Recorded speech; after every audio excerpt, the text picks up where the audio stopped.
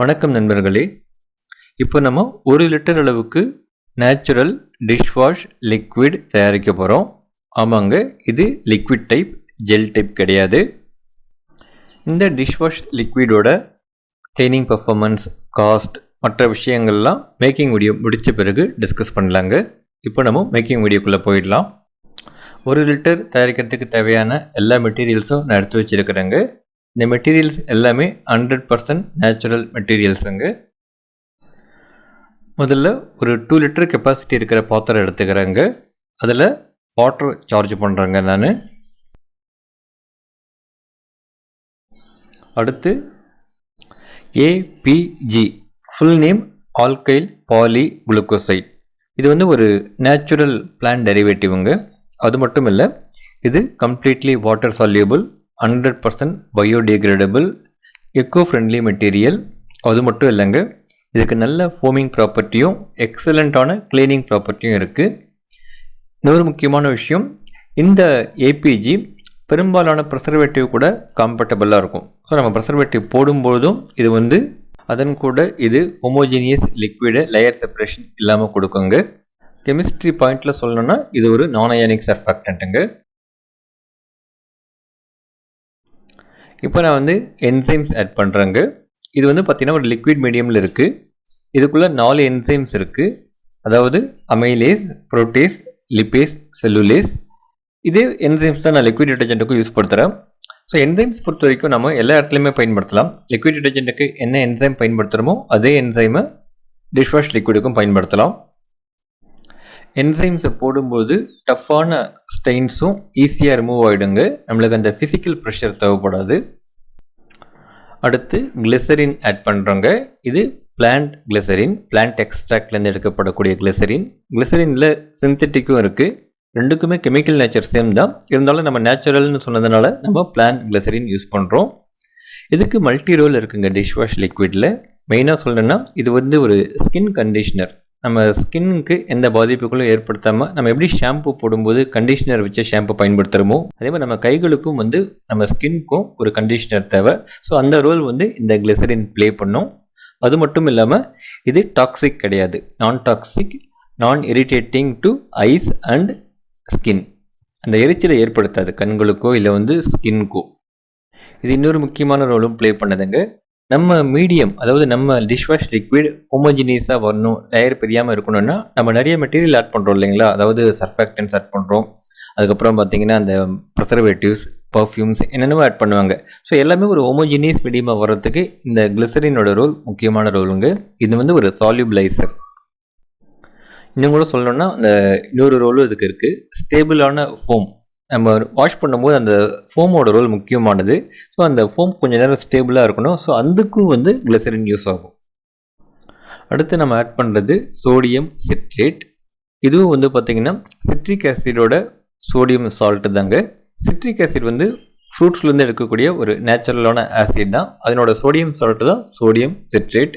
So இதையும் natural derived material அப்படின்னு தான் சொல்லணும்.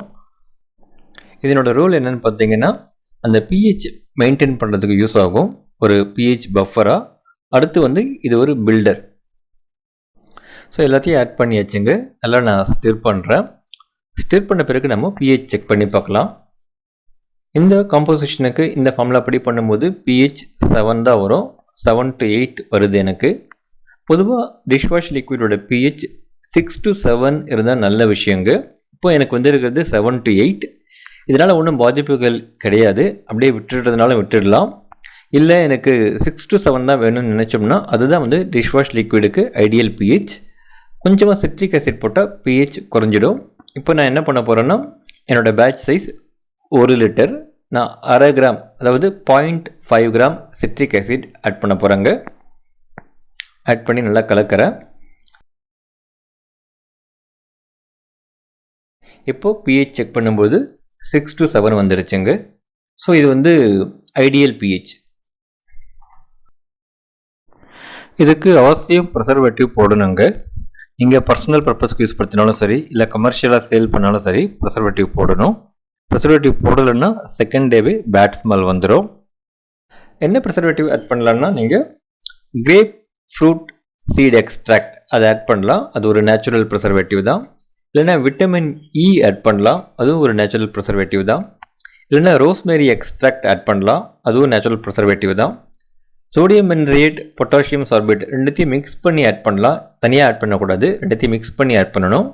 அதுவும் வந்து பார்த்திங்கன்னா ஒரு நேச்சுரல் எக்ஸ்ட்ராக்ட், நேச்சுரல் டெரிவேட்டிவ்னு தான் சொல்லணும். இது எதுவுமே உங்களுக்கு கிடைக்கலன்னா பினாக்சி எத்தனாலே 1 ml ஆட் பண்ணலாங்க. 1 ml இல்லைனா 2 ml. அது நேச்சுரல் கிடையாது, பட் இருந்தாலும் இந்த காம்போசிஷனுக்கு அது ஒரு சூட்டபிளான ப்ரிசர்வேட்டிவ். பர்சனல் யூஸ்க்கு பண்ணும்போது பினாக்சி எத்தனால் ஒரு பெட்டரான சாய்ஸுங்க. மற்ற ப்ரிசர்வேட்டிவ்லாம் காஸ்ட்லிங்கிறது மட்டும் இல்லை, 5 ml 10 ml போடும்போது தான் அதனோட ஷெல்ஃப் லைஃப் எக்ஸ்டெண்ட் ஆகும். இப்போ ப்ராசஸ் முடிஞ்சிடுச்சுங்க. ஒரு 24 hours செட்டிலிங்க்கு நம்ம வச்சுருவேன் இதை. இப்போ 1 day ஆகிடுச்சுங்க. இப்போ பாருங்கள், இதனோட கிளாரிட்டி நல்லா இருக்குது, ஹோமோஜினியஸாக இருக்குது, டிரான்ஸ்பரண்ட்டாக இருக்குது. இதை நம்ம ஒரு பீக்கரில் ட்ரான்ஸ்ஃபர் பண்ணலாங்க. ஸோ இதுதாங்க இதனோட கன்சிஸ்டன்சி. இது வந்து natural dish wash liquid gel கிடையாது. இன்னொரு முறை இதனோட pH செக் பண்ணிடலாங்க. இதனோட pH 6 to 7 தான் இருக்குது. டிஷ் வாஷ் லிக்விடுக்கு இது ஐடியல் pH. இப்போ நம்ம நேச்சுரல் டிஷ் வாஷ் லிக்விட் செஞ்சிட்டோம். இது சம்மந்தமாக சில விஷயங்கள் நம்ம இப்போ டிஸ்கஸ் பண்ணலாங்க. பொதுவாக ஒரு நேச்சுரல் டிஷ் வாஷ் லிக்விடை கம்பேர் பண்ணும்போது இன்னொரு நேச்சுரல் டிஷ் வாஷ் லிக்விட் கூட தான் கம்பேர் பண்ணணும். ஆனால் நம்ம இப்போது விம்ஜெல் கூட கம்பேர் பண்ண போகிறோம். ஏன்னா இப்போ இருக்கிற கஸ்டமர்ஸ் விம்ஜெல் தான் பயன்படுத்திகிட்டு இருக்காங்க. விம்ஜெல்லிருந்து அவங்க ஸ்விட்ச் ஆகிட்டு இந்த நேச்சுரல் டிஷ் வாஷ் லிக்விடுக்கு வரணும். ஸோ அவங்க இதுவும் கூட தான் கம்பேர் பண்ணுவாங்க. ஸோ இந்த கம்பேரிஷன் தப்பாக இருந்தாலும் இது வந்து நம்ம பண்ண வேண்டிய அவசியம் இருக்குது. நம்ம விம்ஜெல் கூட கம்பேர் பண்ணலாம்.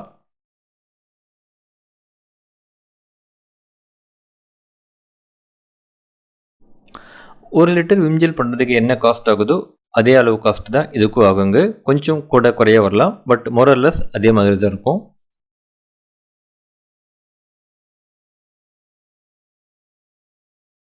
க்ளீனிங் பர்ஃபார்மன்ஸை பொறுத்த வரைக்கும் இன்ஸ்டண்ட்டாக நம்ம எஸ்ஆர்னோன்னு சொல்ல முடியாதுங்க. அதுக்கு முன்னாடி நம்ம நிறையா செக் பண்ணி பார்க்கணும். அதாவது பாத்திரம் வாஷ் பண்ணும்போது எல்லா விதமான பாத்திரத்தையும் வாஷ் பண்ணணும். அதாவது ஆயில் கரை இருக்க மாதிரி, நான்வெஜ் பாத்திரங்கள், பால் பாத்திரங்கள், தீஞ்சு போன பால் பாத்திரங்கள், இல்லை தீஞ்சு போன ஏதாவது ஆயில் சம்மந்தப்பட்ட டிஷ்ஷஸ், அதே மாதிரி 1 day 2 day வாஷ் பண்ணாமல் விட்டு ட்ரையான பாத்திரங்கள், இந்த மாதிரி எல்லாத்தையும் வாஷ் பண்ணி தான் நம்ம ஒரு ரிப்போர்ட்டாக சொல்ல முடியும் எஸ்ஆர்னோன்னு சொல்லிட்டு. என்னோடய பர்சனல் ஒப்பீனியன், நான் பண்ண அளவில் வந்து 80% ரெண்டுமே ஈக்குவலாக தான் இருக்குது. 20% டிஃப்ரென்ஸ் தெரியுது. அதாவது சில இடங்களில் வந்து விம்ஜெல் பெட்டராக இருக்குது, சில இடங்களில் வந்து நேச்சுரல் டிஷ் வாஷ் லிக்விட் பெட்டராக இருக்குது. ஸோ அந்த டிஃப்ரென்ஸ் ஒரு 20% சில குறிப்பிட்ட கரைகளுக்கு ஃபீல் பண்ண முடியுது. அதே சமயத்தில் நேச்சுரல் டிஷ் வாஷ் லிக்விடில் என்சைம் இருக்கிறதுனால அந்த ஒரு ஃபிசிக்கல் நம்மளுக்கு அந்த ஸ்ட்ரெயின் தெரியல, அந்த க்ளீனிங் ப்ராசஸ் ஈஸியாக இருக்குது. அப்புறம் இந்த இடத்துல இன்னொரு விஷயம் நான் சொல்ல விரும்புகிறேங்க. இது வந்து நாம் டெவலப் பண்ண ஃபார்முலாலாம் கிடையாது. வேர்ல்டு வைடு டிஷ் வாஷ் லிக்விடுக்கு நேச்சுரலான ஒரு ஃபார்முலா டெவலப் பண்ணிகிட்ருக்காங்க, நிறைய ரிசர்ச் பண்ணிகிட்ருக்காங்க. எல்லாருமே யூஸ் படுத்துகிற முக்கியமான 2 மெட்டீரியல் வந்து ஆல்கைல் பாலிகுளுக்கோசைட்ஸும் என்சைம்ஸும் தாங்க. ஸோ அதே 2 கீ மெட்டீரியல்ஸ் வச்சு தான் நாமளும் இந்த ஃபார்முலேஷன் டெவலப் பண்ணியிருக்கிறோம். ஸோ இந்த காம்போசிஷன் ஆல்கைல் பாலிகுளுக்கோசைட்ஸ் வித் என்சைம்ஸ், இது வந்து வேர்ல்டு வைடு எல்லாருமே பண்ணிகிட்டு இருக்கக்கூடிய ஒரு ரிசர்ச் தாங்க.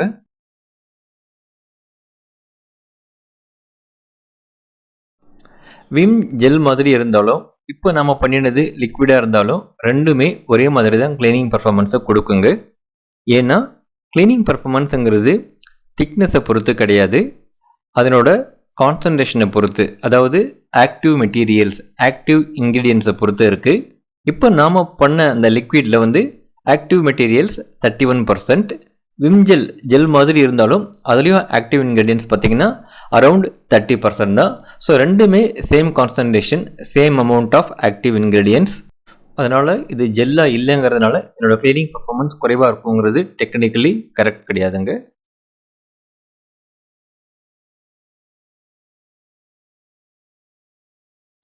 இதில் நம்ம பர்ஃப்யூம் எதுவும் ஆட் பண்ணலைங்க. ஸோ பர்ஃப்யூம் ஸ்மெல்லாம் இருக்காது. இது விம்ஜெல்லில் அந்த லைம் ஸ்மெல் வருது அப்படின்னு நீங்கள் நினச்சிங்கன்னா அது உண்மையான லைம் ஸ்மெல் கிடையாது.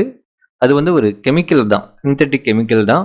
லைம் மாதிரி அந்த கெமிக்கல் வந்து லைம் மாதிரி ஸ்மெல்லை க்ரியேட் பண்ணும், அவ்வளோதான். ஸோ உங்கள் கண்ணுக்கோ இல்லை லங்ஸுக்கோ அது நல்ல விஷயம் கிடையவே கிடையாது. இது கெமிக்கல்ஸ் தான். ஸ்மெல் நல்லா இருந்தால் அந்த ப்ராடக்ட் நல்லா இருக்கும்னு நினைக்கக்கூடிய கஸ்டமர்ஸ் இருந்தாங்கன்னா அவங்கக்கிட்ட மார்க்கெட்டிங் பண்ணுறதுக்காக மட்டும்தான் அந்த கெமிக்கல் ஸ்மெல் யூஸ் ஆகும். மற்றபடி அது நல்ல விஷயம் கிடையாது.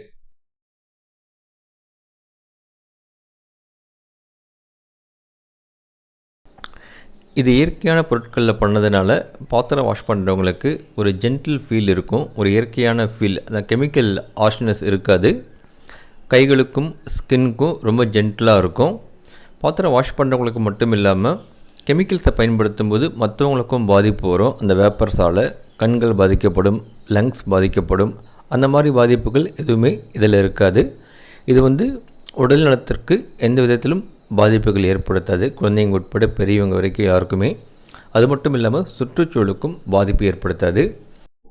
விம்ஜெல்லை பொறுத்த வரைக்கும் அதனால் வர லாபம் என்ன, நஷ்டம் என்னன்னு பார்த்தோம்னா நஷ்டம் தான் அதிகமாக இருக்கும். விம்ஜெல்லால் நம்மளால் பாத்திரம் கழுவ முடியுது, இதுதான் நம்மளுக்கு லாபம். நஷ்டம் என்னென்னு பார்த்தீங்கன்னா நம்ம உடல்நிலை மட்டும் இல்லாமல் அதை பயன்படுத்துகிற எத்தனையோ பேரோட உடல்நிலை மற்றும் சுற்றுச்சூழல் பாதிக்கப்படுது. இது விம்ஜெல்லுக்குன்னு கிடையாது, பொதுவாக கெமிக்கல் பேஸ் பண்ண எல்லா க்ளீனிங் ப்ராடக்ட்ஸுக்குமே, எல்லா பிராண்டட் க்ளீனிங் ப்ராடக்ட்ஸுக்குமே பொருந்தும். இது சம்மந்தமாக நம்ம தனியாக ஒரு வீடியோவே போடலாம்.